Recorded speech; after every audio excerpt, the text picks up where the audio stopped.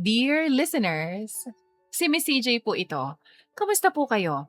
Sana nasa maayos na kalagayan ng bawat isa sa inyo ngayong araw na ito. Excited na excited ako sa kwentong ihahandog ko sa inyo ngayong araw na ito. Ito po ay pang-apat na kwento sa 6 na kwento sa series ni Claxine. Ito ay ang kwento ni Avery at ni Vince na pinamagatang Ang Bakla Kong Asawa. Alam kong excited na kayo sa title pa lang. Huwag na nating patagalin. Isuot na ang headset at sisimulan na natin ang bangayan ang kwento natin sa araw na ito. Lo, sa lahat naman ng pwedeng ipamana, sakit ng ulo? Hindi ba pwedeng lupa na lang sa Tagaytay o kahit man lang lifetime supply ng kape? Hinarap ni Avery ang kanyang lolo na si Don Miguel. Ang matanda ay relax na relax sa kanyang tumba-tumba habang nag-unboxing ng bagong skincare kit. Sa edad na 70, mas makinis pa ang mukha nito kesa sa kinabukasan ni Avery. Avery, iha. Ang pagpapakasal ay hindi sakit ng ulo. Ito ay investment. Sagot ni Don Miguel habang sinusuri ang isang siro. At si Bogs, sigurado ako magugustuhan mo siya. Stable ang negosyo kahit medyo matapang lang ang amoy ng kilikili niya. Matapang? Lo, ang amoy ni Bogs nakakapagpabagsak ng lumilipad na ibon. Isang yakap lang niya, kailangan ko nang mag-oxygen. Reklamo ni Avery. Ayoko, hindi ako magpapakasal sa lalaking palaging amoy sibuyas at bayabas. Wala nang bawian. Nakaset na ang civil wedding bukas. Kung hindi ka sisipot, kakansilahin ko ang credit cards mo. Isasama ko na rin ang wifi password ng bahay. Kaya good luck sa data. Banta ng matanda na may kasama pang kindat. Lolo naman, bakit mo ba ginagawa sa akin to? Hindi mo ba nakikita nag-i-enjoy ako sa buhay? Kung magpapakasal ako sa lalaking yon, baka hindi mo na makitang magiging apo mo sa akin. Apo, matanda na ako at kailangan ko nang makitang magiging apo ko sa'yo. Si Bogs, mabait at alam kong maalagaan kanya kapag nawala na ako. Kaya naman pagbigyan mo ng lolo, okay? Kaya sige na, magpahinga ka na. Sabi ng matanda. Wala nang nagawa pa si Avery kundi iwanan ng lolo niya dahil hindi na rin naman niya mababali pa ang pasya nito. Kaya naman kailangan niyang mag-isip ng paraan kung paano matatakasan ang nalalapit niyang kasal. Siya si Avery, nag-iisang anak at apo. Ang mga magulang ay hindi na niya gusto pang malaman dahil may kanya-kanya ng pamilyang mga ito at siya, ang lolo at lola niya, ang nagpalaki sa kanya. Kaya naman heto siya at hindi alam kung paano tatanggihan ng lolo sa gusto nitong mangyari. Dumating ang araw ng kasal ni Avery. Si Avery ay nakasuot ng simpleng puting dress pero ang aura niya ay parang pupunta sa gyera. Sa loob ng opisina ng judge, hindi niya makita si Bogs. Ang nakita niya ay isang lalaking nakatalikod, matangkad at nakasuot ng baby pink na suit na sobrang fit sa katawan. Nang humarap ang lalaki, muntik nang mabitawan ni Avery ang kanyang clutch bag. Ang lalaki ay may perpektong jawline, matangos na ilong at, teka, mas maayos pang pagkakakilay nito kesa sa kanya. May suot din itong light tint sa labi at sobrang linis ng kuko. Sino ka? Nasaan si Bogs? Tanong ni Avery. Bogs is crying in the parking lot. Sagot ng lalaki na medyo nagsusungit pa. I'm Vince, your soon-to-be husband. Your lolo and my dad made a last-minute decision na ako nang ipapakasal sa'yo kaysa kay Bogs. Soon-to-be husband? Mukha kang model ng face powder! Bulalas ni Avery. And you look like you haven't slept since the 90s. Ganti ni Vince. Look, miss, whatever your name is, ayoko rin ito. I have a skin appointment in an hour. Can we just sign the papers and pretend we're happy for the photos? Walang nagawa si Avery. Pinirmahan nila ang kontrata ng kasal sa harap ng judge. Walang romantic music, walang petals, ang tanging maririnig ay ang mabilis na pagpirma ni Vince na tila nagmamadali talagang umalis. You may now kiss the bride. Sabi ng judge, nagkatinginan ng dalawa. Si Avery handa ng manapak ng tingin dahil hindi niya inaasahan ito. Si Vince kumuha muna ng alcohol at nag-sanitize ng kamay. Don't worry, I won't use tongue, kadiri. Bulong ni Vince bago mabilis na idinikit ang labi sa pisngi ni Avery. Kapal mo, akala mo naman gusto ko. Bulyaw ni Avery pagkatapos ng seremonya. Umuwi ka na doon sa mansyon ko, I'll send you the address. Huwag kang magkakalat ha. I hate dust. Bili ni Vince bago sumakay sa kanyang sports car at humarurot na palayo. Hindi makapaniwala si Avery sa bilis ng pangyayari. Ang mas nakakagulat pa ay kasal na siya sa lalaking mas maganda pa sa kanya. Naputol lang ang pag-iisip nang maramdaman ang pag-vibrate ng cellphone niya sa loob ng kanyang bag. Halos tumirik ang mata niya sa galit nang makita kung sino ang tumatawag. Hello? Apo? Nagustuhan mo ba ang munting sorpresa ko? Ani ng lolo niya sabay tawa ng malakas kaya halos umikot ang mata ni Avery sa inis. Lolo, seryoso ka ba? Ang lakas talaga ng amats mo. Ngayon pinakasal mo ko sa lalaking mas mapilantik pa sa akin ng daliri. Seryoso ka ba dyan? Paano kami makakabuo nito kung pareho kaming mahilig sa talong? Apo naman, yun ang dahilan kung bakit siya ang pinakasalan ko sa iyo at hindi si Bogs. Dahil kailangan mo siyang gawing strict pa sa ruler. Nakakapanghinayang naman kung hindi siya magkakaroon ng maraming anak, di ba? Kaya sige na, humayo na kayo at magpakarami. Teka naman, Lo. Paano to? Bakit mo ginagawa to, Lo? Hello? Lo? Nasaan ka na? Ah! Buisit! Inis na sigaw ni Avery nang patayan siya ng tawag ng lolo niya. Sa huli, wala siyang nagawa kundi ang umuwi sa bahay ng asawa niya. And guess what? Kompleto ng mga gamit niya rito. Ang lahat ng gamit niya ay nailipat na sa bahay ng magaling niyang asawa. Pero hindi yun ang nagpasakit sa ulo niya, kundi ang master's bedroom nila na may walk-in closet na puno ng mahal na gamit. Gamit na ang asawa niya lang ang gagamit. 3 oras nang magising siya dahil nakatulog siya sa kama dahil sa pagod. Sinipat pa niya ang orasan at gabi na pala kaya naman napagpasyahan niyang bumaba na muna ng kusina upang tumingin ng pagkain. Nakita niya si Vince sa sala. Nakasuot ng silk robe at may face mask na kulay berde. May hawak itong wine glass pero imbis na wine mukhang lemon juice ang laman. Rule number 1, bungad ni Vince nang hindi ito tumingitingin sa kanya. Hindi tayo magtatabi sa kama. I need my beauty sleep at ayokong humihilik sa tabi ko, no? Sino ba nagsabi sa'yong tatabi ako sa'yo? At lalong hindi ako humihilik? Sagot ni Avery habang ginagalugad ang loob ng ref. Rule number 2, my skincare products are off limits. Isang patak ng serum ko mas mahal pa sa sapatos mo. Dagdag ni Vince habang marahang tinatapik-tapik ang face mask niya. Napikon na si Avery. Lumapit siya kay Vince. Tinanggal ang face mask nito sa isang iglap. Alam mo, Vince, kung akala mo matatakot mo ako sa pagiging masungit mong Diyosa ka, nagkakamali ka. Asawa mo na ako sa papel, kaya sanayin mo na ang sarili mo na may dugyot na papasok sa perpektong buhay mo. At saka sabi ng lolo at daddy mo, kailangan natin gumawa ng baby.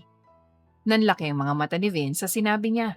Hinawakan niya ang braso ni Avery at hinila ito palapit. Sa sobrang lapit nila na amoy ni Avery ang mamahaling pabango ni Vince, halong vanilla at lemon. Taapang mo ah. Bulong ni Vince, nawala biglang pagiging bakla nito kaya naman bahagyang nagulat si Avery at kinabahan. Di mo pa ako kilala, Avery. Pwedeng maganda ako tingnan pero sisiguraduhin mong kaya mong panindigan ng pagiging Mrs. B mo ah. Dahil oras na pumasok ka sa pinto ko, wala nang labasan. Hindi kumarap si Avery bagkus ay ngumisi pa siya ng nakakaloko. Hamunin mo ako, Vince. Baka magulat ka, baka ikaw ang unang sumuko sa ating dalawa. Nagngingit-ngitan silang dalawa nang biglang tumunog ang tiyan ni Avery ng sobrang lakas. Nawala ang kaninang tensyon sa pagitan nila at napatawa ng mahina si Vince habang umiiling. Go to the kitchen. May natira akong salad dun. Magbukas ka ng plato ha, ayoko ng mancha dyan sa lababo ko. Salad? Eh gusto ko ng kanin. Sigaw ni Avery habang naglalakad sa kusina. Nakakataba ang kanin, wife. Hindi ako kambing, hubby. Para kumain ng damo. Pues ngayon, sanayin mo ng sarili mo na kumain ng damo dahil ayokong mahimatay ka kapag nag-umpisa na tayong gumawa ng baby. Nangaakit na sabi ni Vince na siyang nagpairap lang kay Avery bago tuluyang kumain ng damo. 1 linggo nang nakakalipas mula nang mangyari ang civil wedding ni na Avery at Vince. 1 linggo na rin silang nagbabangayan. Kung si Avery ay mahilig na mag-iwan ng balat ng chichirya sa coffee table, si Vince naman ay laging nakabuntot at sinisinghalan siya. Pero kahit na ganon, ang nangyayari ay parang magkakilala na sila ng matagal. Avery, for the end time, stop using my silk face towels for your sweaty face. Pang-dry lang yan ang skin after serum. Di yan basahan. Sigaw ni Vince habang nag-aayos ng kurbata sa harap ng salamin. Arte mo? Face towel nga, di ba? May mukha naman ako ah. Kaya doon ko pinunas. Sagot ni Avery habang nilalantakan ng tira-tirang pizza kagabi na hindi man lang ininit. At saka bakit ba kailangan ko pang sumama sa opisina mo? Anong gagawin ko doon? Maging display? Humarap si Vince na may stress na mukha kay Avery dahil walang sawang pagrereklamo nito. Kailangan nating ipakita sa board members na happily married tayo. Kaya magayos ka na. Nakakaya ang itsura mo. Inis na sigaw ni Vince. Pagdating sa V-Glow Cosmetics headquarters, halos lumuwa ang mata ni Avery. Ang building ay puno ng salamin, kulay rose gold at amoy bulaklak na mamahalin. Lahat ng empleyado ay parang mga model, makikinis ang balat at walang pores. Habang naglalakad sa lobby, hawak ni Vince ang bewang ni Avery pero sa likod ng kanilang mga ngiti para sa mga empleyado, may nagaganap na gera. Bitawan mo ako, Vince. Pinipisil mo yung bilbil ko, masakit. Bulong ni Avery habang nakangiti ng pilit sa receptionist. Smile, Avery. Mukha kang labanos na galit. Isipin mo na lang may sahod ka pagkatapos nito. At saka kasalanan ko ba kung parang baboy ka kumain? Mag-diet ka kasi. Balik na bulong ni Vince habang kumakaway sa head ng marketing. Dinala ni Vince si Avery sa conference room kung saan magaganap ang unveiling ng bagong lipstick line. Dito ka lang huwag kang gagalaw. Huwag kang magsasalita at least lang. Huwag mong kakainin yung mga tester sa lamesa. Hindi yan gummy bears. Abnoy, alam kong lipstick yan. Irap ni Avery. Naupo si Avery sa gilid habang nagsisimulang mag-present si Vince. Aminado si Avery na kapag usapang negosyo, ibang klase ang dating ni Vince. Nawawala ang pagiging bakla nito at napapalitan ng CEO na sa Korean drama lamang niya napapanood. Pero dahil likas na malikot ang kamay ni Avery, hindi siya nakatiis. Sinuri niya ang sample ng cosmetics sa harap niya. Habang seryosong nagpapaliwanag si Vince tungkol sa molecular fusion, ang kanilang bagong matte lipstick, si Avery naman ay busy sa pag-swatch ng iba't ibang shades sa kanyang braso. This collection is empowerment of bold colors for bold souls. Mariing bahayag ni Vince sa harap ng mga board members. Sa kabilang banda, napansin ni Avery ang isang kulay. Isang matingkad na power red. Kinuha niya ang tester at sa halip na sa kamay, dahan-dahan niya itong nilapat sa kanyang labi. Fairness Ganda ng kapit. Sa loob-loob niya. Pero sa sobrang paghanga sa sarili sa harap ng salamin, hindi niya napansin na natahimik ang buong kwarto. Lahat ng mata ng board members ay nakatitig na sa kanya. And as you can see, biglang bawi ni Vince. Mabilis na lumapit kay Avery at inakbayan ito ng mahigpit. Even my wife couldn't resist the allure of midnight passion. She represents the modern woman. Spontaneous and slightly messy. Kinurot ni Avery ang tagiliran ni Vince. Slightly messy? Gusto mo ipalanok ko tong lipstick sa'yo sa harap nila? Bulong ni Avery habang nananatiling nakangiti ng pilit. Don't you dare, kakaltasan ko allowance mo. Banta ni Vince. Okay, subukan mo, susumbong ka kay Lolo. Sir, pwede na po ba natin ituloy ang meeting? Singit ng matandang lalaki sa hindi kalayuan kina Vince at Avery. Napaayos ng tayo si Vince at bagyang hinatak si Avery palayo sa lamesa. Of course, Mr. Lopez. Let's proceed. Sagot niya sa baritonong boses na tila walang nangyaring asaran sa kanila. Buong oras ng meeting ay nanatiling tahimik si Avery kahit nainip na siya. Pinagmamasdan niya si Vince mula sa gilid. Ibang-iba ang aura nito kapag trabaho ang pinag-uusapan. Striktong boss, matalino at focus talaga. Kung hindi niya lang nakitang nakapink na face mask kagabi ang lalaking ito, baka humanga talaga siya ng tuluyan. At nang matapos ang meeting ay halos kalad ka rin na ni Vince si Avery palabas ng gusali. Ouch! Vince! Dahan-dahan naman! Nakaka1,000 steps na ata ako dito sa takong na to eh. Reklamo ni Avery pagkapasok niya sa loob ng sasakyan. I told you to be professional, Avery. Akala ko ba writer ka? Why don't you use your imagination to act like a CEO's wife? Hindi yung para kang batang naglalaro ng makeup dun sa harap ng board of directors. Irritableng sabi ni Vince habang mabilis na nagmamaneho pa uwi. Ay, at least effective, kita mo? Pumayag sila doon sa naisip kong produkto na dahil lang sa labi ko. Ganti ni Avery habang tinatanggal ang kanyang sapatos sa loob ng sasakyan. Hindi na nakipagtalo si Vince dahil masakit na rin ang ulo niya simula pa kanina. Binilisan na lamang niyang pagmamaneho na halos paliparin na niya ang sasakyan makarating lang kaagad sa mansyon. Pagdating sa mansyon, dumiretso agad si Avery sa kusina para uminom ng tubig habang si Vince naman ay agad na nagtanggal ng kurbata at nagsanitize ng kamay. 9 p.m. It's my bedtime. Anunsyo ni Vince habang paakyat ng hagdan. Huwag kang gagawa ng ingay dyan sa baba. I have a big lunch tomorrow. Napairap na lang si Avery. Opo, Diyosa. Matulog ka na. Baka magka-eyebags ka, mahirapan pa ang concealer mo. Pumasok si Vince sa master's bedroom at nagpalit na ng kanyang silk na pantulog. Humiga na siya at ipinikit ang mga mata. Ninanamnam ang katahimikan dahil sa pagod na pagod siya ngayon. Ngunit hindi pa nga lumilipas ang 10 minuto nang marinig niyang bumukas ang pinto. Pumasok si Avery, may dalang 2 bote ng beer at isang platito ng mani. Umupo ito sa dulo ng kama kaya napabalikwas si Vince. Avery, I said no food in the bed. At anong beer yan? Gabi na. Chill ka lang, Vince. Gusto ko lang naman makipag-usap. Seryosong sabi ni Avery. Nawala ang mapang-asar nitong tono. Alam mo, naisip ko lang, bakit mo ba talaga ginagawa to? Pwede ka namang tumanggi sa lolo ko at sa daddy mo. Bakit kailangan mo magtiis sa isang tulad ko? Napabuntong hininga si Vince, sumandal sa headboard. Inagaw niyang isang bote ng beer kay Avery at uminom ng kaunti. Legacy, Avery. Ang biglo, ang buhay ko. Ayaw ng daddy ko na ipamana to sa isang tao. Di hamak na mas mahina sa kanya. And this marriage is my shield. At ikaw, kahit sa laula ka, alam kong totoo ka. Hindi mo ako lolokohin para sa pera. Natahimik si Avery. Tinitigan niya si Vince. Sa ilalim ng malamlam na ilaw ng kwarto, hindi na ito mukhang bakla ngayon. Parang naging tao ito sa paningin niya kay Vince.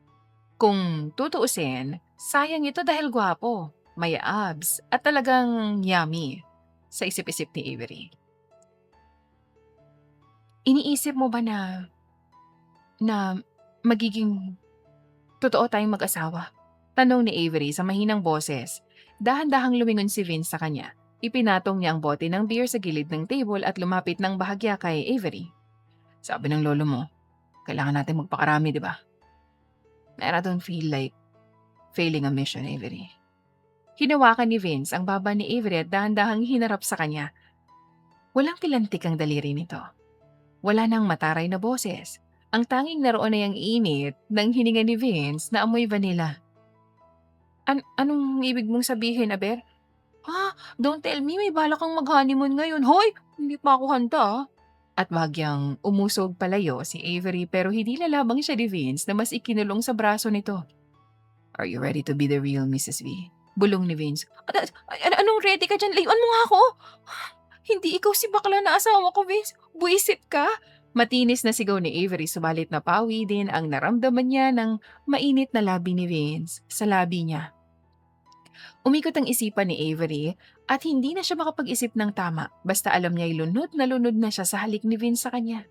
Nang gabing yun ay naisuko ni Avery ang bataan na hindi niya pinagsisihan. Kinabukasan dahan-dahan siyang nagmulat ng mata, umaasang makikita ang isang romantic na eksena yung tipong yayakapin siya ng asawa niya at bubulungan na nga, "Good morning, wife." Pero hindi yun nangyari. Avery, my God, gumising ka na! Napabalikwas si Avery. Sa halip na yakap, nakita niya si Vince na nakatayo sa gilid ng kama suot ang kulay asul na silk robe at may hawak na lint roller. Bakit? May sunog ba? Gulat na tanong ni Avery. Wala, pero tingnan mo yung bedsheet. At bakit may marka ng paa yung head?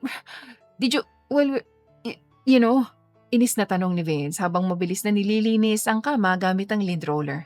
Napakamot sa ulo si Avery. Naalala niya nangyari kagabi. Grabe ka naman, Vince.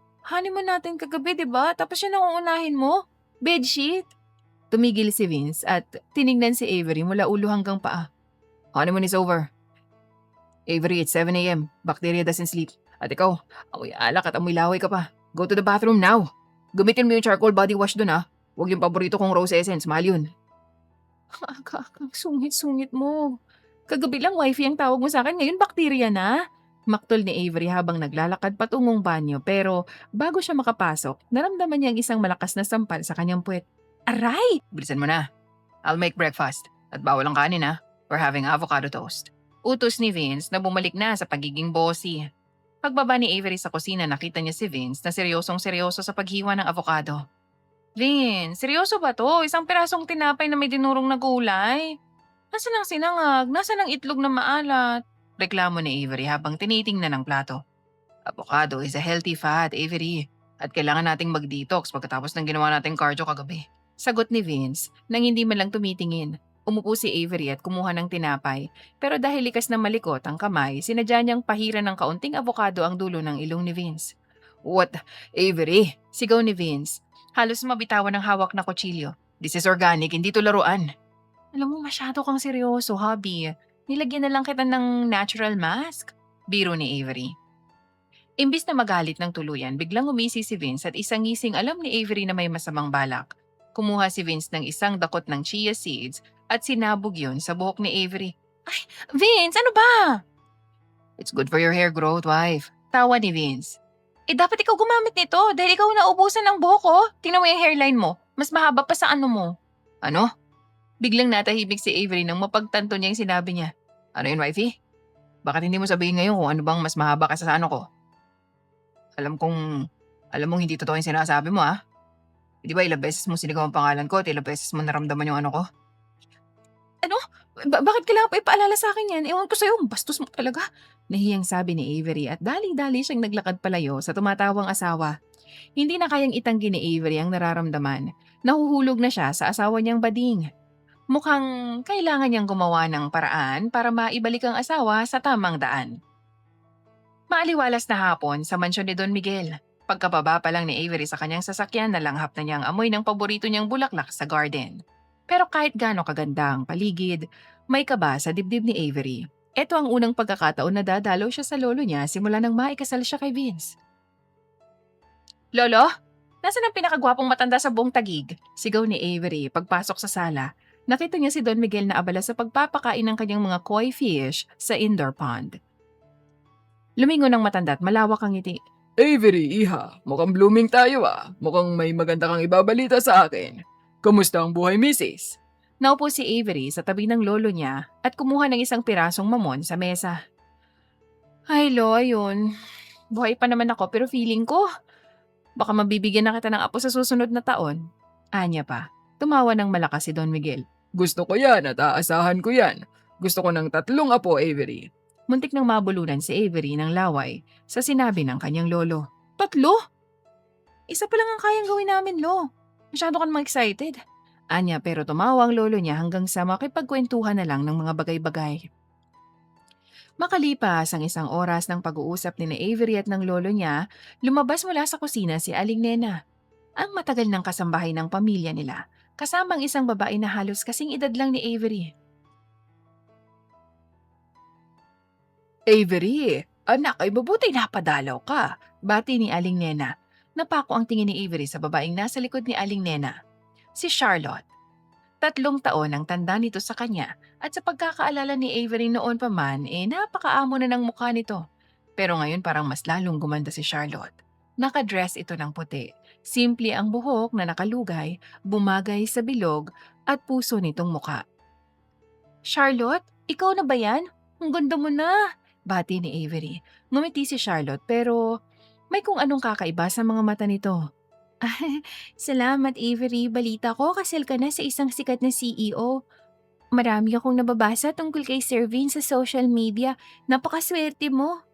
Ah, oo naman. Minsan swerte, minsan parang gusto ko na lang ding lunurin sa facial wash ang isang yun eh. Biro ni Avery. Biglang humawak si Aling Nena sa kamay ni Avery. Ang mukha ay may bakas ng pag-aalala. Avery anak, may hihilingin sana ako sa'yo.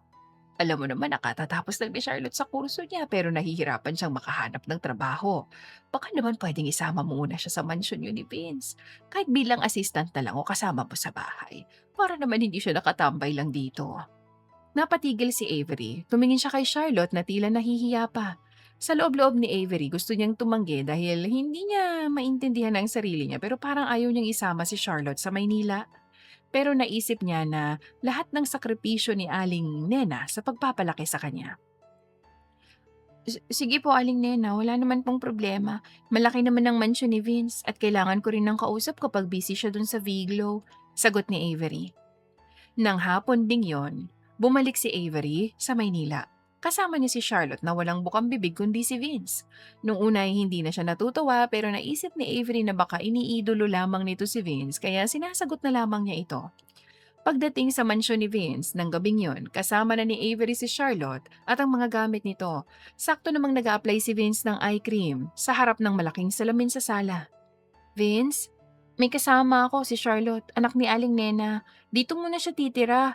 Tutulungan niya ako sa mga gawaing bahay. Anunsyo ni Avery. Dahan-dahang lumingon si Vince, ang kanyang mga mata ay pabalik-balik kay Avery at kay Charlotte. Si Charlotte naman ay dahan-dahang yumuko, sadyang inilalantad ang kanyang mahabang liig at ang kanyang tila nahihiyang ngiti. Good evening po, Sir Vince. Ako po si Charlotte. Pasensya na po sa abala. Malambing na sabi ni Charlotte. Tiningnan ni Vince si Charlotte mula sa ulo hanggang paa. Dito siya titira? Avery, alam mong ayaw ko ng maraming tao sa bahay. Baka magulo ang gamit ko. Hindi po, sir. Maingat po ko. Alam ko rin pong mahilig kayo sa skincare. Marami po akong alam tungkol sa mga organic ingredients. Singit ni Charlotte habang lumalapit ng bahagya kay Vince. Parang nabuhayan si Vince at nawala ang kartehan niya kanina. Talaga? You know about organic extraction? May halong amusement na ngayon sa boses. Opo, nakagraduate po ako ng chemistry pero hindi pa po ako nakakahanap ng maayos na trabaho.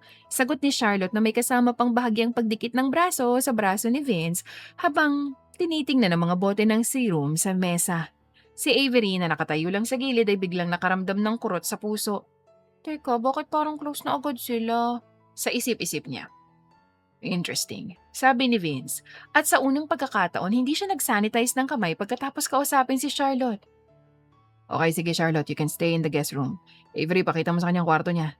At Charlotte, bukas, ipakita mo sa akin yung alam mong mga mix para dun sa hydration ha. Opo Sir Vince. Nakangiting sagot ni Charlotte. At bago sumunod kay Avery, lumingon muna siya sa salamin at nag-ayos ng buhok habang si Vince naman ay tahimik lang din na sinusundan siya ng tingin.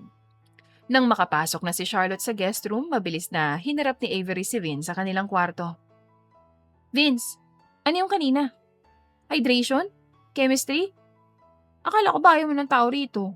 Reklamo ni Avery habang nagtatanggal siya ng sapatos. What? Well, she's smart. Avery, at least siya, may alam siya sa pinagkakaabalahan ko. Hindi tulad mo nang alam mo lang ay ubusin ng pizza at gumamit ng silk towel bilang basahan. Depensa ni Vince habang humihiga sa kama. Ay, wow! Inis na sabi ni Avery. Lumapit si Vince kay Avery at hinila ito paupo sa kama. Selos ka ba, wife? Don't worry, ikaw pa rin ang asawa ko. But Charlotte seems to be useful. Kaya mo na. Hindi nakasagot si Avery pero habang nakahiga sila, hindi siya makatulog. May kung anong kutob siya kay Charlotte. At hindi siya nagkakamali dahil sa kabilang kwarto habang nakatingin si Charlotte sa picture ni Vince na sa kanyang cellphone, may isang mapait na ngiti ang namumutawi sa mga labi nito. Avery, nasa iyo ng lahat noon paman. Pero ang isang tulad ni Vince, hindi mo siya deserve. Tingnan natin kung hanggang saan ang itatagal ng pagsasama niyo kapag naramdaman niyang pagkakaiba ng isang tulad ko sa isang tulad mo. Isang linggo nang nakalipas simula nang pumasok si Charlotte sa buhay ni Avery at Vince.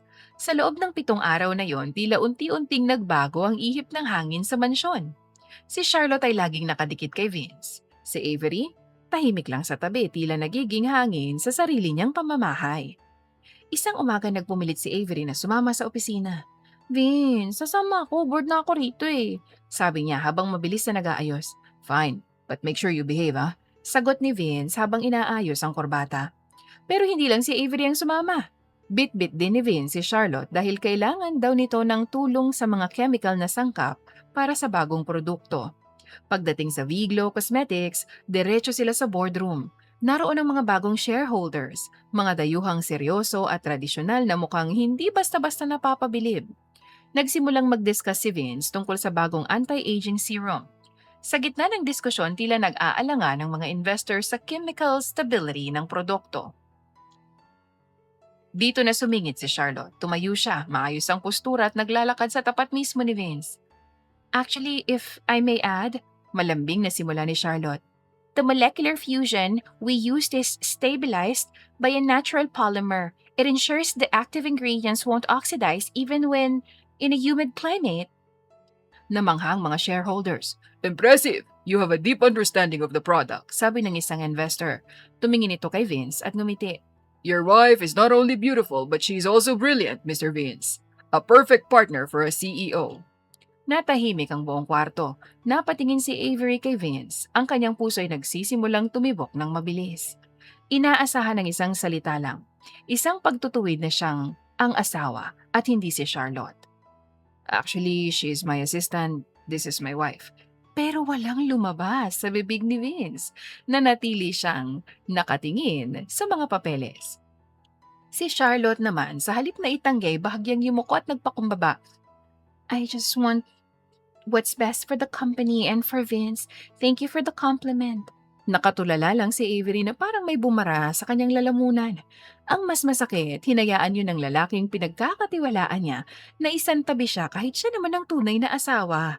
Pakiramdam niya maiiyak na siya pero pinigilan niya yon. Natapos ang meeting na puno ng papuri para kay Charlotte. Pagkaalis ng mga shareholders, agad na hinanap ni Avery si Vince sa loob ng conference room. Vince, ano yun? Mahinang tanong ni Avery pero bakas ang panginginig sa kanyang boses. What? Tanong ni Vince, busy pa rin sa pag-aayos ng kanyang laptop. Bakit hindi mo itinama? Bakit hinayaan mong isipin nila na siya ang asawa mo? Lumingon si Vince, ang kanyang mukha ay walang emosyon. Avery, it's not a big deal. Business meeting yun, ang mahalaga nakuha natin ang tiwala nila. Not a big deal? Asawa mo ako, Vince. Pero hinayaan mo ang ng ibang babae ang posisyon ko sa harap ng mga investors mo? Sigaw ni Avery, hindi mapigilan ng emosyon. Dito na napatayo si Vince. Look, Avery, that contract is worth 5 billion pesos. 5 billion. Ang mga investors na yan, traditional sila. Gusto nila ng asawang brilliant and refined. Si Charlotte ang nagpakita nun kanina. Kung sasabihin ko na ikaw ang asawa ko. Hindi na natapos ni Vince ang sasabihin ng mapagtanto niya ang mga salitang lumabas sa bibig niya. So kinakahiya mo ako? Ikinakahiya mo ang asawa mo dahil lang sa 5 bilyon? Hindi ganun, Avery. Professional lang ako, okay? Kilala naman kita. Alam mo naman na ikaw ang pinakasalan ko, di ba? Bakit kailangan bigyan ng mali siyang isang simpleng hindi pag-deny? It's just business. Paliwanag ni Vince na tila hindi nararamdaman ang sakit na idinudulot niya. Business? Mapait na tawa ni Avery. Lumingon si Avery kay Charlotte na nakatayo lang sa may pinto at may bakas ng tagumpay sa mga mata nito kahit na nakatungo ito. Avery, wait. Tawag ni Vince. Huwag mo akong hawakan, Vince. Pigil ni Avery. Ang mga luha niya ay dahan-dahan ng pumapatak. Ngayon ko lang na-realize.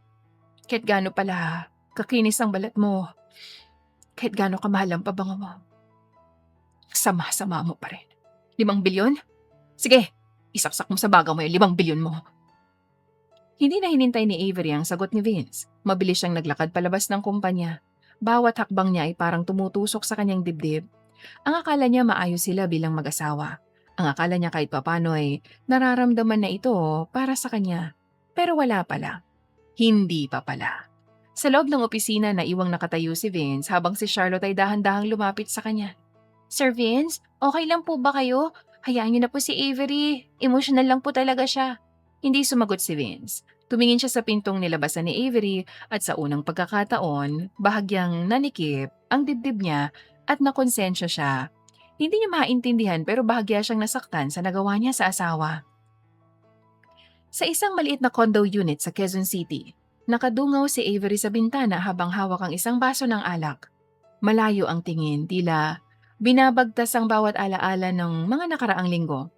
Sa likod niya ang kanyang matalik na kaibigan na si Mitch, abalang nag-aayos ng kakainin nila.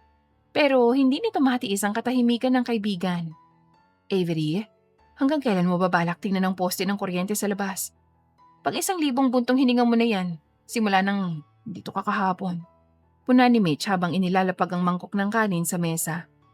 Humilig si Avery sa hamba ng bintana. Mitch, alam mo yung pakiramdam na akala mo nahanap mo na yung taong tatanggap sa pagiging loka-loka mo? Yung taong kahit puro kaartehan ng alam. Alam mong ikaw lang yung babae sa buhay niya? Umupo si Mitch at pinanood ang kaibigan. O tapos, anong mangyayari sa Diyosa mong asawa? Ikinahiya niya ako, Mitch. Dahil lamang sa 5 bilyong piso, naging anino lang ako. Mapait na sagot ni Avery. At yung si Charlotte, hindi ko alam kung ako lang bang nakakakita pero parang unti-unti niyang kinukuha yung pwesto ko. Ang bait niya sa harap ni Vince pero sa tuwing nakatalikod ang asawa ko, yung tingin niya sa akin parang kakaiba. Yun ang sinasabi ko sa iyo, Avery. Masyado ka naging kampante dahil nakuha mo loob ni Vince. Seryosong sabi ni Mitch. Pero ang tulad ni Charlotte, silent killers yan. Hindi yan gagamit ng dasi. Gagamitin yan yung utak niya para palitan ka ng paunti-unti. Sinabi ko naman kasi sa'yo huwag kang magpapapasok ng ibang babae sa bahay niyo. Malaki kasi ang utang na loob namin sa nanay ni Charlotte, Mitch. Pero hindi ko akalain na magagawa niya sa akin yun. Alam niyang asawa ko si Vince pero hindi pa rin niya kayang ilayo ang sarili niya. Minsan, ang utang loob, hindi rin magandang maging dahilan para hayaan na lang ang anak niya na landiin ng asawa ng may asawa, no? Sa palagay ko naman, wala naman nararamdaman ng asawa mo sa bubitang yun eh. Well, may tiwala naman ako sa kanya, pero masakit pa rin ang ginawa niya eh. Alam ko bakla, dahil hindi ka naman magkakaganyan kung hindi. Ang mabuti pa kumain ka na rito, tigilan mo na yung pag-iinom mo, sabi ni Mitch. Napayo ko si Avery at hindi pinansin ang sinabi ng kaibigan, bagkus muling nagsalita. Nagsisisi ako na sinama ko pa siya sa bahay. Akala ko tumutulong na ako kay Aling Nena pero dinala ko pala sa loob ng mansyon namin ng sisira sa amin ng asawa ko. Samantala, sa mansyon ni Vince, parang nakakabingi ang katahimikan ng bawat sulok ng bahay. 11:00 na ng gabi pero wala pa ring Avery na dumarating. Paulit-ulit na tinatawagan ni Vince ang numero ng asawa pero laging unattended ang linya nito. Where are you, Avery? Bulong ni Vince sa sarili habang pabalik-balik sa sala. Bakas na bakas ng patinding pag-aalala nito dahil na rin siguro sa nangyari nitong nakaraan sa opisina na alam niyang sumobra siya. Isang linggo na rin sila simula nang hindi ito umuwi pero hindi niya matawagan ang lolo ni Avery dahil natatakot siya sa sasabihin ng matanda. Sir Vince, uminom muna kayo ng tsaa o pinagtimpla ko kayo para kumalma ang pakiramdam niyo. Malambing na boses ang bumasag sa mga iniisip ni Vince. Si Charlotte, nakasuot ito ng manipis na pantulog na halos hapit na sa kanyang katawan. Pero may cardigan ito na nakapatong sa balikat subalit aninag ni Vince ang mabibilog at malulusog nitong dibdib. Inilapag niya ang tasa sa mesa at lumapit kay Vince. Ngayon lamang nakita ni Vince ang babae na ganito kaaktibo manamit dahil nga madalas niya itong makitang disente sa mga barong suot. Salamat Charlotte pero hindi ako makakatulog hanggat hindi bumabalik si Avery. Sagot ni Vince nang hindi tumitingin sa kanya. Sir, alam niyo, huwag niyo sanang mamasamain, panimula ni Charlotte habang dahan-dahang hinahaplos ang balikat ni Vince. Pero baka kailangan lang talaga ni Avery ng space. Masyado po kasi siyang isip bata at emosyonal. Hindi niya naiintindihan ang bigat ng responsibilidad niyo bilang CEO. Kung ako nga po ang nasa kalagayan niya, naku, hindi ko kayo iiwan sa gitna ng ganito kalaking deal. I would stay by your side, supporting you instead of causing a scene. Napatigil si Vince. Tiningnan niya ang kamay ni Charlotte na nasa balikat niya. Ang mga salita nito ay tila banayad na laso na pilit pumapasok sa kanyang isipan.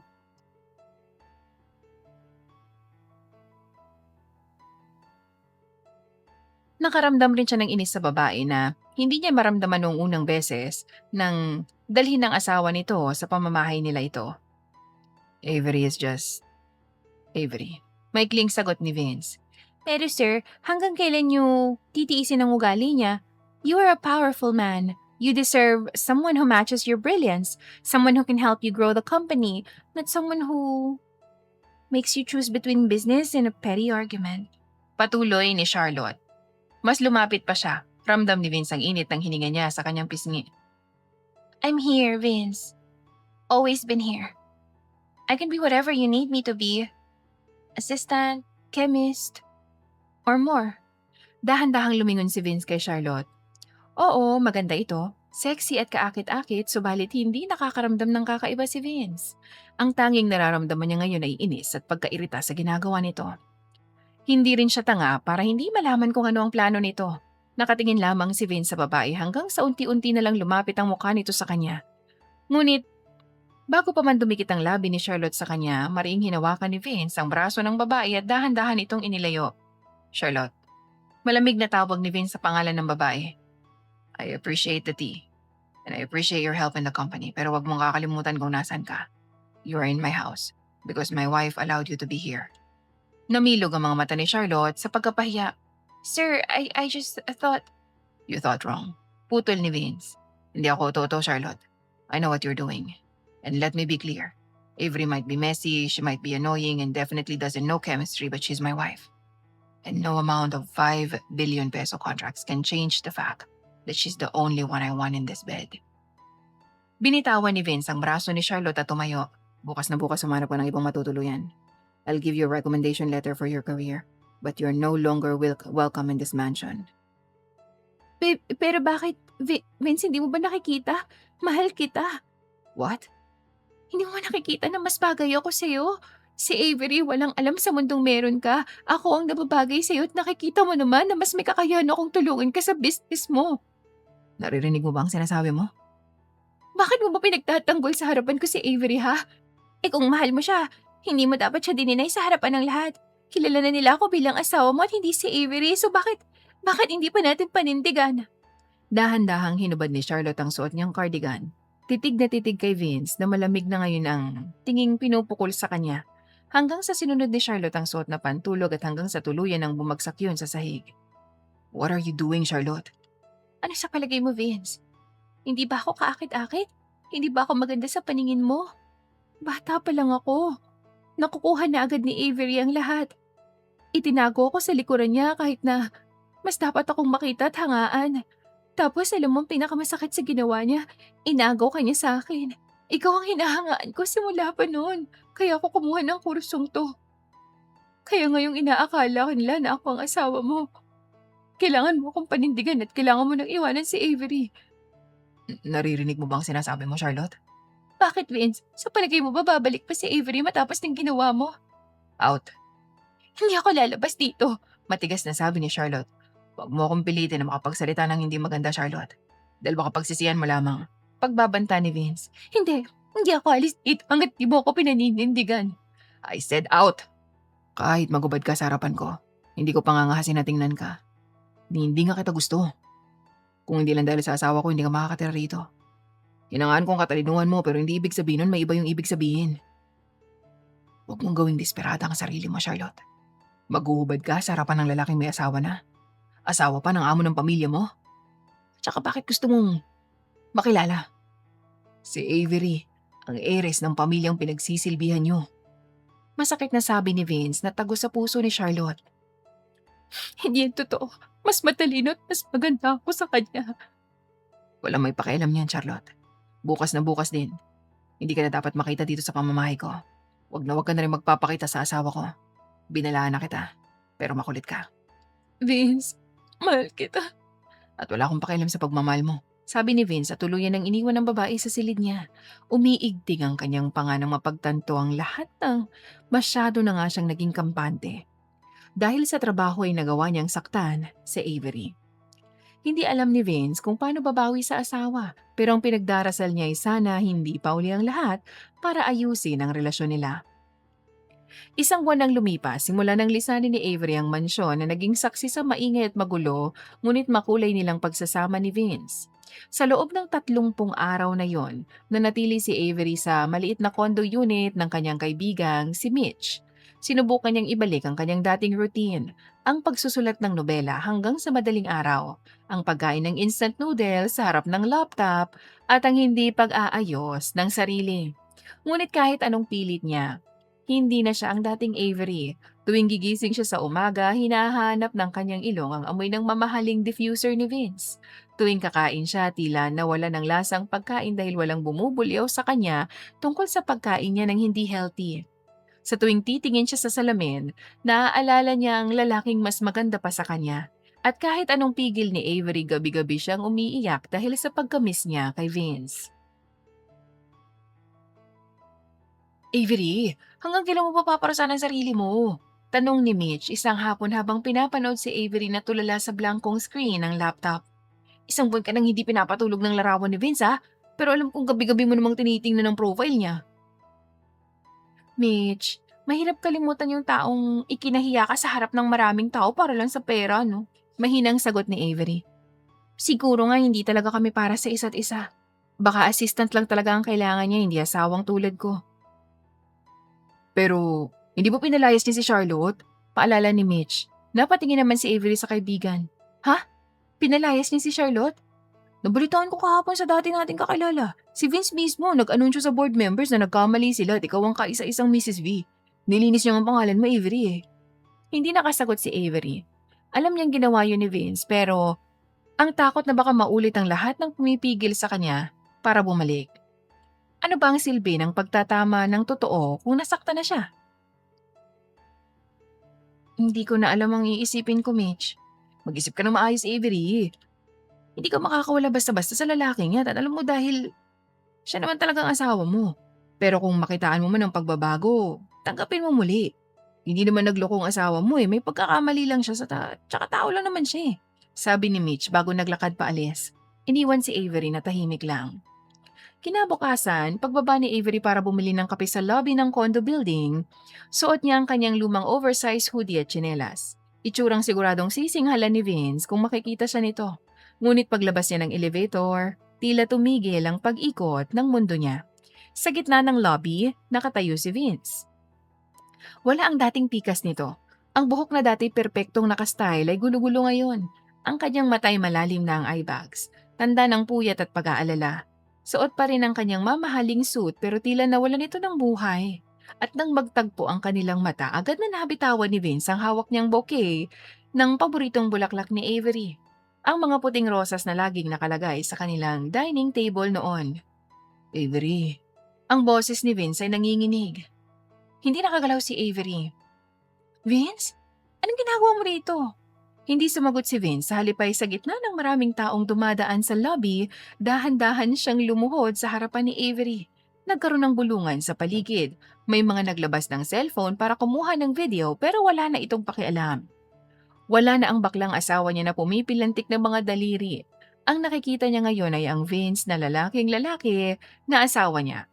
Sinubukang itayo ni Avery ang asawa pero ayaw talaga nitong paawad. Avery, please. Listen to me. Pagsusumamo ni Vince habang nakatingala sa kanya. Isang buwan akong hindi makatulog. Isang buwan akong hindi makakain na maayos dahil wala ka. Avery, I'm a fool. I was so consumed by the idea of protecting my legacy that I forgot who I was protecting it for. Ang biglo, ang pera, ang 5 bilyon. Lahat ng yan walang kwenta kung wala ka sa tabi ko. Naramdaman ni Avery ang pag-iinit ng kanyang mata. Bakit ngayon lang, Vince? Bakit kailangan mo pang hintayin na mawala ako bago mo ma-realize yan? Dahil nga natakot ako. Pagtatapat, nasagot ni Vince. At sa unang pagkakataon nakita ni Avery ang isang luhang dahan-dahang pumapatak mula sa mata ng asawa. Natatakot ako na baka hindi ako sapat para sa'yo kung wala ang yaman ko. Pero ang totoo, ako ang hindi sapat kapag wala ka. Pinalayas ko na si Charlotte nung gabing umalis ka. I don't care about the contract anymore. I told the investors that my wife is the most brilliant part of my life. Chemistry degree or not. Avery, please, give me one more chance. Let me prove to you that I can be the husband you deserve. Dahan-dahang lumapit si Avery at hinawakan ng magkabilang balikat ni Vince para patayuin ito. Vince, tumayo ka dyan. Maraming nakatingin. I don't care if the whole world sees me like this. Maring sabi ni Vince nang makatayo na siya. I love you, Avery. I love you more than my skincare, more than my car, and more than myself. Dahil mahal na mahal kita. Hindi na mapigilan ni Avery ang kanyang sarili. Isinubsob niya ang kanyang mukha sa dibdib ni Vince at doon ay umiyak ng husto. Ang lahat ng inis, sakit at pangungulila niya sa loob ng 1 buwan ay bumuhos ng mga sandaling yun. Agad siyang niyakap ni Vince nang napakahigpit na tila ba ayaw na siyang pakawalan kailanman. Mahal din kita, buisit ka. Hikbi ni Avery. Huwag mo na ulit gagawin yun, ha? Huwag mo na ulit itatagong asawa mo ko. Hindi na, wife. And I will shout it to the world every single day. Pangako ni Vince habang hinahalikan ng ulo ni Avery. Uwi na tayo, asawa ko. Malambing na nakangusong sabi ni Avery at natawa na lamang si Vince. At walang pakundangang binuhat si Avery at naglakad na pasakay ng sasakyan. Nagpalakpakan naman ang mga taong nakasaksi sa kadramahan nila. Pero para kay Avery at Vince, gagawin nila ang lahat para mapanatili ang relasyon at pagmamahalan nila ng wagas at pinapangakong walang sino man ang makakasira nito. Paglipas ng 1 linggo, tila bumalik ang sigla sa mansyon. Nakaupo si Avery sa kitchen island habang pinapanood si Vince na abalang nagluluto ng kanilang hapunan. Ngunit ngayon, hindi na lang ito basta salad. Is that fried rice? Gulat na tanong ni Avery nang maamoy ang bawang sa ginigisa ni Vince. Yes, wife. Sinangag with extra garlic. Just how you like it. Nakangiting sagot ni Vince at nag-sanitize ako ng kamay 5 times, so it's safe. Pero after this, kailangan nating uminom ng green juice para ma-neutralize ang oil, okay? Natawa si Avery. Back to normal na lang talaga tayo. Tumayo si Avery para kumuha ng baso, ngunit sa kalagitnaan ng kanyang paglalakad bigla siyang nakaramdam ng kakaibang hilo. Ang paligid ay dahan-dahang umikot. Vince, Tawag niya, pero ang boses niya ay mahina.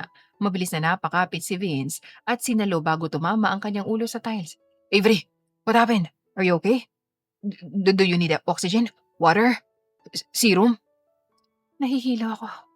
Umiikot ang kwarto. Bulong ni Avery habang napapapikit ang mata.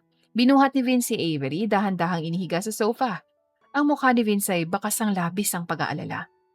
Oh, wait, did you eat anything bad today? O baka naman stress ka pa rin? Hindi ko alam. Bigla na lang akong nahilo. Sagot ni Avery nang medyo kumalma ang kanyang pakiramdam. Tiningnan ni Vince ang mukha ni Avery at may naalala siya. Mabilis siyang tumakbo sa kanyang master's bedroom at pagbalik niya, may dala siyang isang maliit na box. Take this. Go to the bathroom. Utos ni Vince gamit ang seryoso niyang boses. Ano to? Pregnancy test? Nanlaki ang mata ni Avery. Vince, imposibleng. Go, Avery. Now. Pagpupumilit ni Vince. Makalipas ang ilang minuto, sa loob ng banyo, lumabas si Avery na tila ba nakakita ng multo. Ang kanyang kamay ay nanginginig habang hawak ang maliit na puting stick. Lumapit si Vince at kinuha ito mula sa kanya. Dalawang matingkad na pulang linya. Natahimik silang dalawa dahil sa resultang nakikita. Tumingin muli si Vince sa test kit. Pagkatapos ay kay Avery at pabalik muli sa kit. Ang kanyang mata ay dahan-dahang nangilid ang luha. Avery, we're going to have a baby. Vince, seryoso ba to? Magiging tatay ka na. Tila hindi pa rin makapaniwala si Avery. Biglang binuhat ni Vince si Avery at inikot-ikot ito sa sala. Tumatawa ng napakalakas. Isang tawa na totoo at walang halong echos. I knew it. Our little baby. Kahit ano pa yan, I'll make sure that he have the best skin in the world.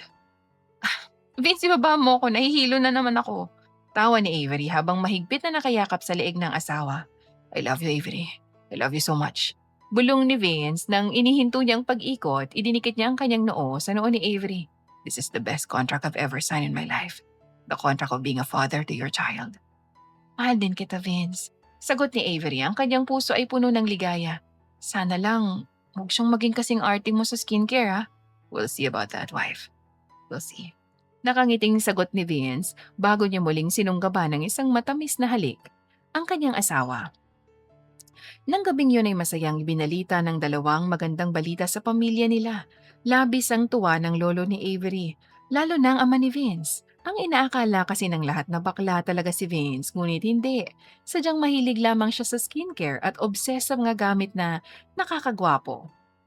Subalit ang hindi alam ni na Vince at Avery ay may isang taong galit na galit at hindi matanggap ang paparating na baby ng dalawa.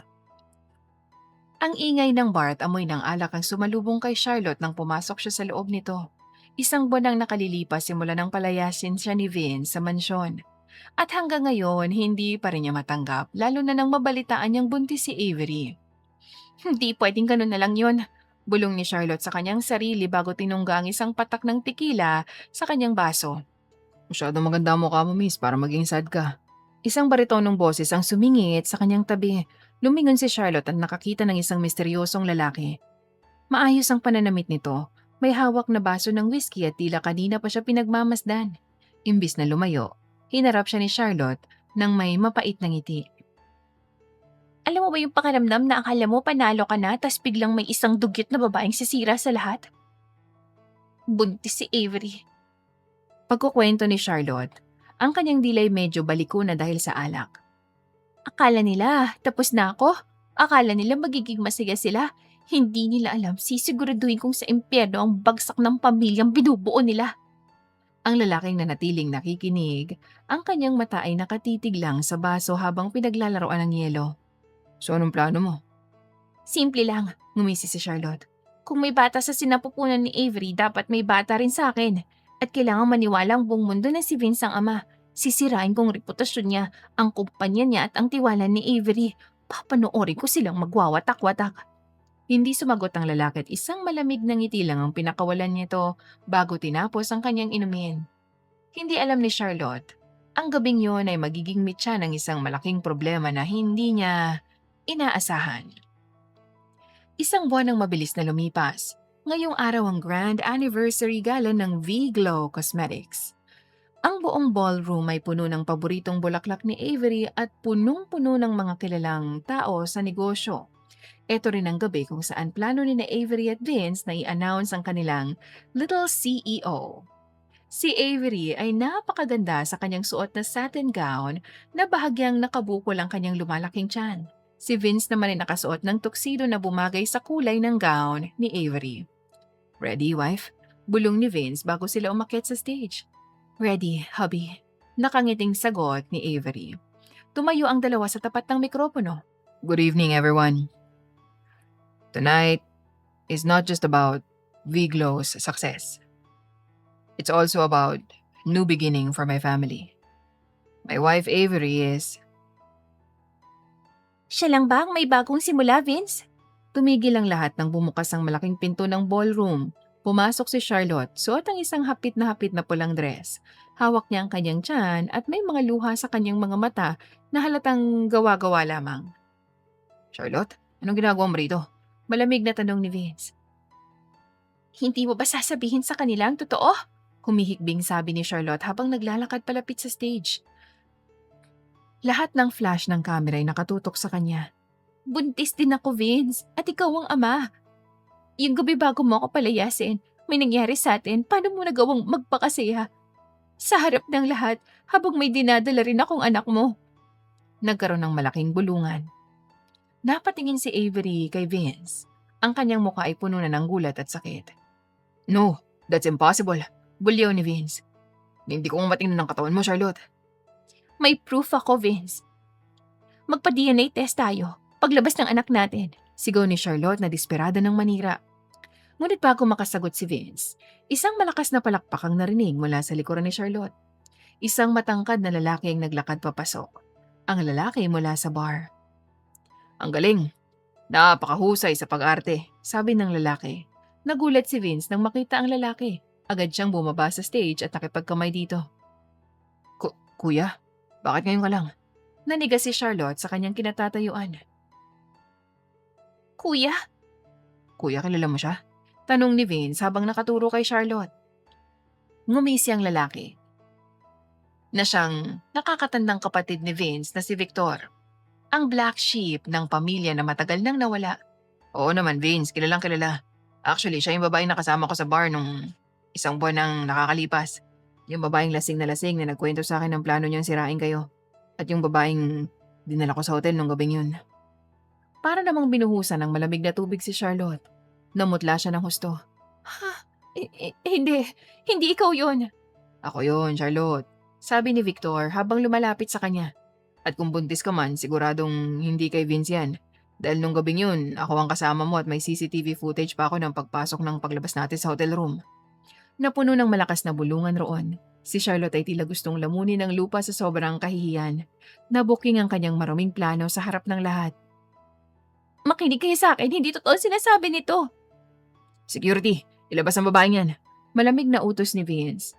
"At huwag niyo nang hayaang makalapit pa yan sa pamilya ko." "Teka, Vince! Hindi yan totoo!" Pagwawala ni Charlotte subalit wala na siyang nagawa nang kaladkarin na siya ng mga security guards palabas. Nagpaalam na rin si Victor sa kapatid niya at sinabing susundan si Charlotte dahil dala nito ang anak niya. Humingi naman ng pasensya si Avery sa mga bisita at itinuloy ang party na parang walang nangyari. Kahit na sinubukang sirain ni Charlotte, ang gabi nila ay naitawid naman ng dalawa ang party. Naging successful ang party ng gabing yon. Nakalimutan din agad ang eksenang ginawa ni Charlotte. Nang matapos ang party ay sinundan ni Vince at kuya niya at naabutan nito sa labas na humihit-hit ng sigarilyo. "Salamat kuya. Di ko alam kung anong gagawin ko kung hindi ka dumating." Lumingon si Victor. Ang kanyang mga mata ay kakaibang saya at pangungulila na hindi maintindihan ni Vince. "Huwag ka magpasalamat sa akin, Vince. Ginawa ko lang yun dahil ayoko masira ang pamilyang pinoprotektahan mo." "Salamat kuya. Anong plano mo kay Charlotte? Anak mo ba talaga ang dinadala niya?" "Oo, anak ko yun. Di ko pa alam ang gagawin ko sa kanya pero sana di niya ako bigyan ng sakit ng ulo dahil masyadong stress na ang buhay ko." "Kuya, plano mo siyang pakasalan?" Tanong ni Vince dahil alam ni Vince ang buhay ng kuya niya. Alam niya na hindi maganda ang naging buhay nito dahil nga anak siya ng daddy niya sa ibang babae. Hindi ito tanggap ng pamilya niya pero kahit na ganun ay hindi ito naging masama kay Vince. Kaya malaki din talaga ang tiwala niya sa nakakatandang kapatid. "Siyempre hindi. Alam mo namang may asawa ako, di ba?" Kamusta na palang pamangkin ko, kuya? Si Aubrey. Anong balita sa nanay ng anak mo? Di ko alam, Vince. Sa ngayon, kailangan kong bantayan ng babaeng si Charlotte. At plano pa ata niyang ipalaglag ang anak namin. Congrats. Muna na ako, Vince. Ipadala ko na lang ang regalo ko sa pamangkin ko, ha. Kuya, alis na ako. Hindi na nagpaawat si Victor at umalis na ito. Naiwan si Vince roon at kalaunan ay dumating na rin si Avery upang silipin ang asawa. Habi, may kuya ka pala? Tanong pa nito. Yes, pero nag-aalala ko kay kuya eh. Dahil hindi rin naging maganda ang buhay niya. Pero narito naman ako kapag kailangan niya ng tulong. Yes, Hobby. Nandito tayo kapag kailangan niyo ng tulong. Halika na sa loob. Magpahinga na tayo. Nakauwi na rin naman ng mga bisita natin. Aya ni Avery. Gagawa na ba tayo ng baby number 2? Biro pa ni Vince. Natampal tuloy ni Avery ang balikat niya. Loko ka ha? Hindi pa nasisilang ang panganay mo, iniisip mo na agad ng pangalawa? Bakit ba? Mahal, maganda yung nag-advance na tayo. Ewan ko sa'yo, tara na sa loob. Ipagluto mo ako ng masarap na mangga, yung may toyo tsaka ketchup, at tsaka yung nilagang mani sa champurado. Mahal naman eh, baka naman sumakit ang tiyan mo niyan. Sinabi ko bang ako ang kakain? Nakataas ang kilala sabi ni Avery. Sino naman ang kakain ng mga weird mong cravings? Kinakabahang tanong ni Vince. Ngumisi naman nang nakakaloko si Avery bago siya tinuro. Mahal naman, mahal mo pa ba ako? Bakit ganyan na lang ang ginagawa mo sa akin? Pinaparusahan mo ba ako? Kunwari pang pagdadrama nito. Baliw, pero gusto ko rin ng atis, pero yung wala sanang buto. Dagdag pa ni Avery na siyang nagpangiwi kay Vince. Bakit kanya na mukha mo? Di mo ako mahal? Mahal, syempre. Kahit na ihanap pa kita ng langka na walang buto gagawin ko yun. Sabi ni Vince. Dear listeners, dito na po nagwawakas ang isa na namang nakakakilig at nakakatawang pag-iibigan ni Avery at ni Vince.